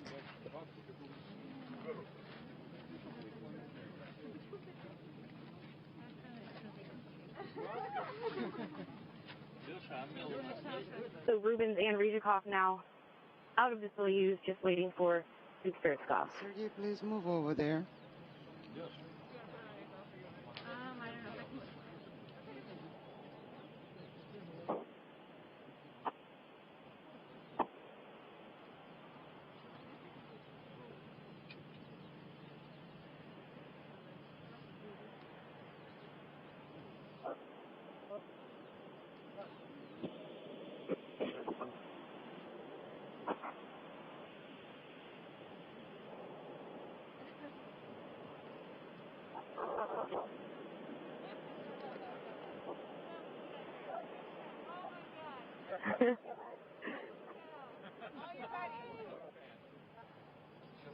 And Kate Rubins just realized Drew Morgan was here, so that was also a good reunion.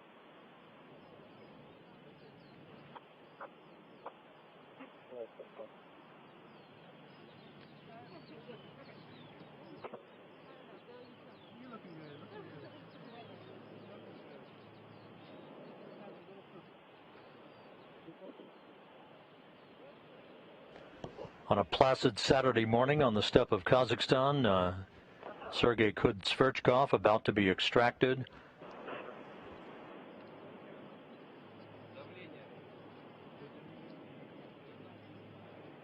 What? Pressure? No, oxygen. Oxygen 95.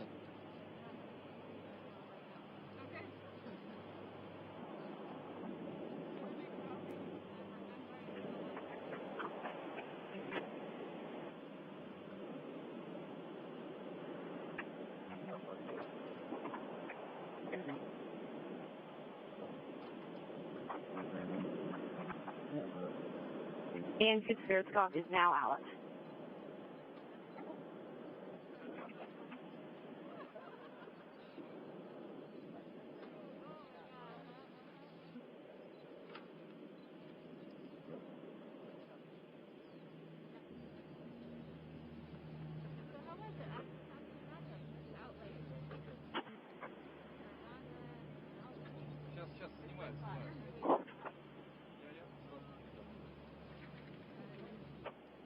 The measurements have been taken and I will give it to you right away. Rob, again, these chairs are where the crew will sit for a short time for their first set of medical evaluations, and they'll also be able to take their first phone call from back here on Earth. This is also a period of time for their equilibrium to get readjusted to gravity after living and working in space. Okay, you ready?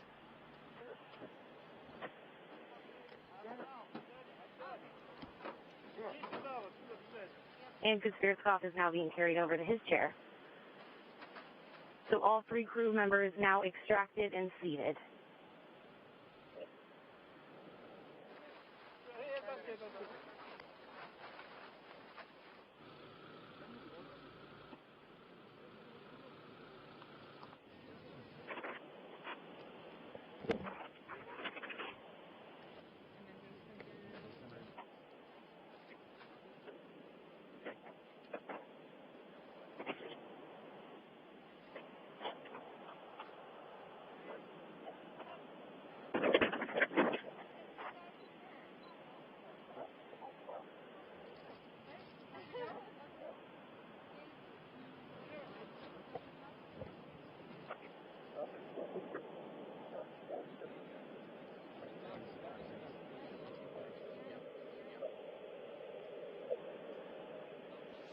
flight surgeon is taking measurements.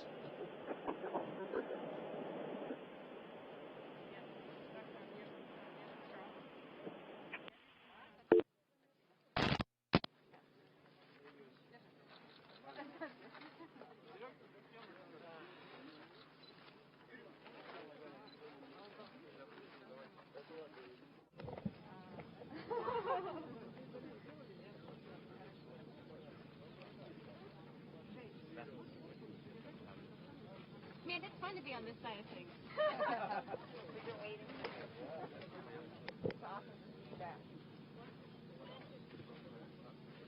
Holy cow, dude, that was level. Television continues to come in from the landing site where just 30 minutes ago the Soyuz MS-17 crew, the Expedition 64 trio of Kate Rubins, Sergey Ryzhikov, and Sergey Kud-Sverchkov landed upright in their Soyuz vehicle to complete their 185-day mission. You just caught a glimpse a moment ago of the nearby inflatable medical tent, the orange tent, that they will be carried into a few moments from now to begin medical tests before boarding individual helicopters for about a 2-hour, 15-minute flight back to the staging city of Karaganda.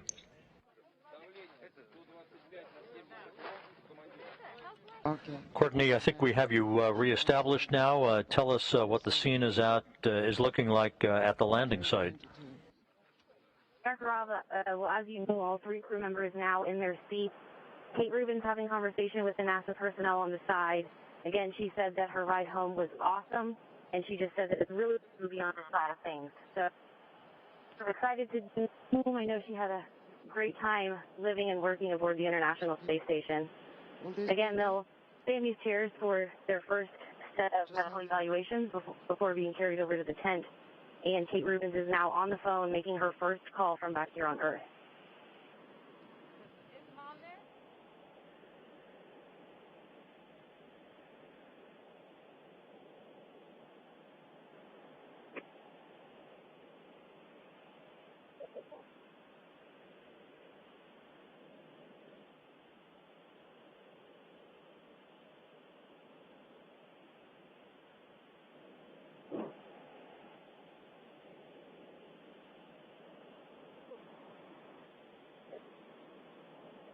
Kud-Sverchkov, having completed the first mission in his career of 185 days that included a spacewalk last November with Sergey Ryzhikov outside of the Poisk module that served as an airlock for the first time for a Russian spacewalk. That Poisk module was the departure point earlier this evening for the Soyuz MS-17.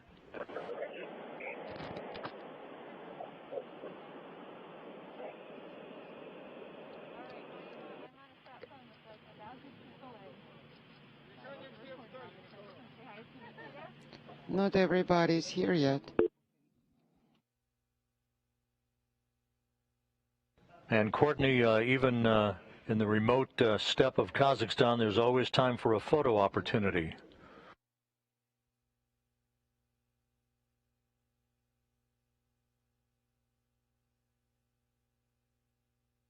Okay. One more picture of the crew commander.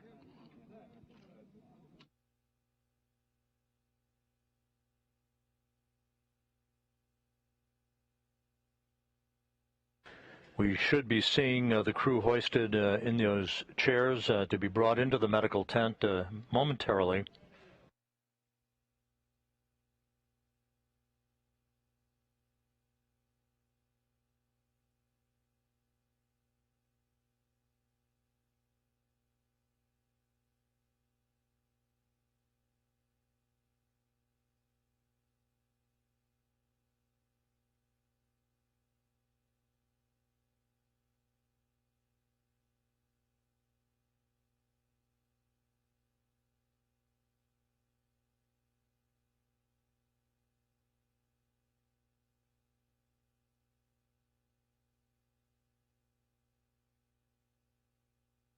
For those just joining us, The Soyuz MS-17 landed at 11:55 p.m. Central Time, 12:55 a.m. Eastern Time, about 34 minutes ago. Russian Mi-8 helicopters carrying members of the search and recovery forces quickly landed in sequential fashion, one by one, on a perfectly clear morning on a Saturday morning on the steppe of Kazakhstan to the southeast of the town of Dzhezkazgan to begin the extraction of the crew one by one. Ryzhikov was first out, followed by Kate Rubins, and then Sergey Kud-Sverchkov. And you can see the crew members now being raised in the chairs to be brought to the nearby medical tent.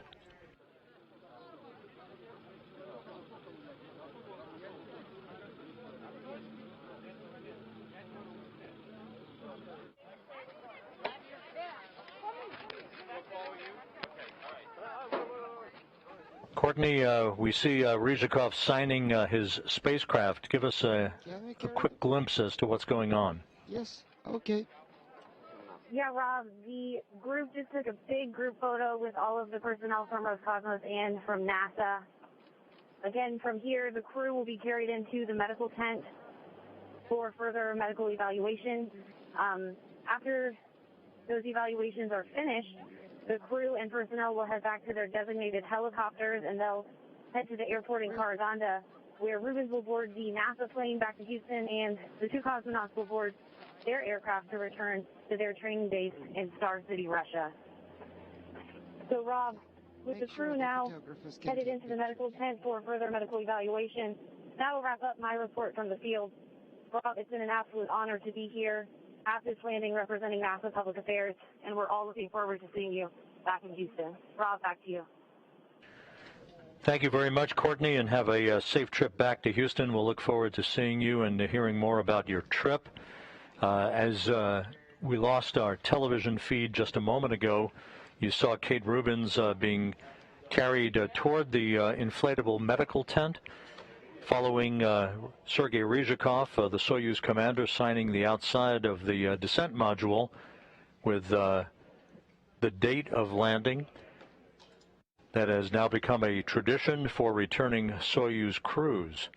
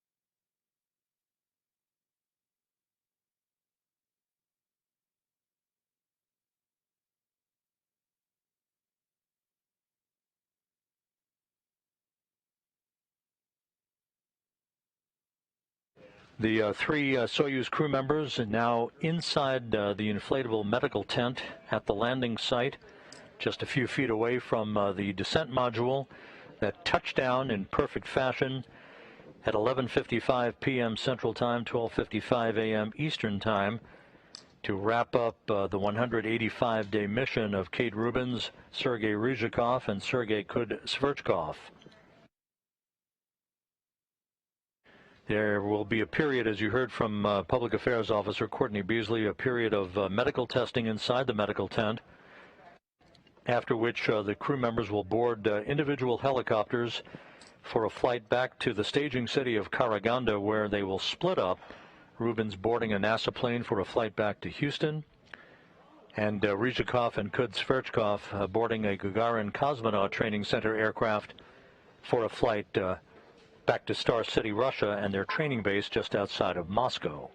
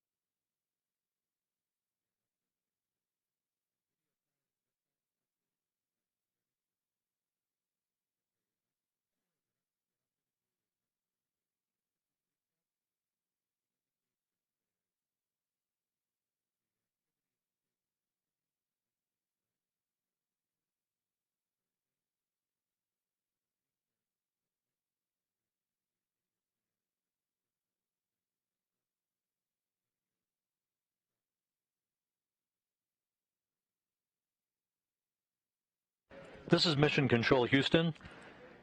The successful landing, the very smooth and uneventful landing of the Soyuz MS-17 has brought Kate Rubins, Sergey Ryzhikov, and Sergey Kud-Sverchkov back to Earth after 185 days in space, a 78.4 million mile mission. Everything went perfectly throughout the course of the night, from hatch closure through undocking, through the deorbit burn and all of the entry sequence of events that resulted in an upright landing for their descent module, a bullseye landing about 91 miles to the southeast of the town of Dzhezkazgan.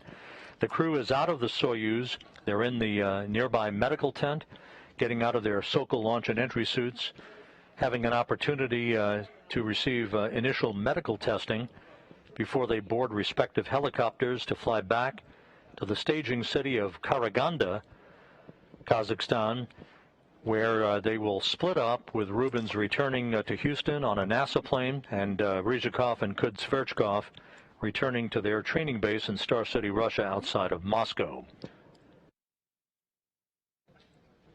This is one of a continuing series of events in one of the busiest periods in International Space Station, if not human spaceflight history, where 14 astronauts and cosmonauts are coming and going from the station on 4 different spacecraft over a 3-week period. Next up is next Thursday's launch of the Crew 2 astronauts on board a SpaceX Crew Dragon spacecraft, led by spacecraft commander Shane Kimbrough on the right of your screen, Megan MacArthur, the Dragon pilot, on the left, and the multinational crew rounding out Thomas Pesquet of the European Space Agency and Aki Hoshide of the Japan Aerospace Exploration Agency. They are scheduled to launch from Launch Pad 39A at the Kennedy Space Center next Thursday, April 22nd at 6:11 a.m. Eastern Time, with NASA TV coverage beginning at 2 a.m. Eastern Time. Docking scheduled 1 week from today, actually from Friday, in the early morning hours, to bring the station crew temporarily to an 11-person crew. So we'll be following all of the countdown activities throughout the week with a series of briefings throughout the week from the Kennedy Space Center leading up to their launch next Thursday morning. In the meantime, you can follow and recap all of the events from this evening on the NASA television video file that's coming up Saturday morning at 4:30 a.m. Central Time, 5:30 a.m. Eastern Time, that will recap all of the activities associated with the return to Earth of the Expedition 64 crew of Kate Rubins, Sergey Ryzhikov, and Sergey Kud-Sverchkov.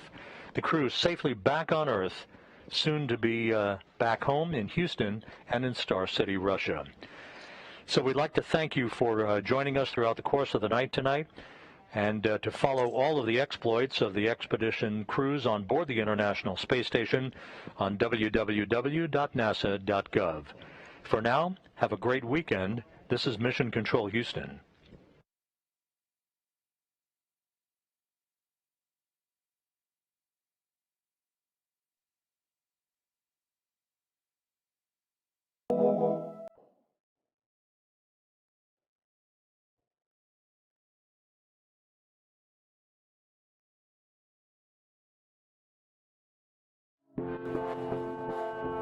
It's one of the best-kept secrets of space science.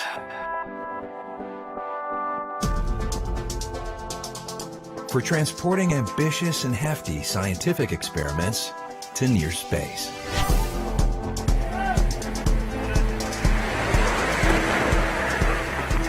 Though they're not as flashy or headline-grabbing as rockets,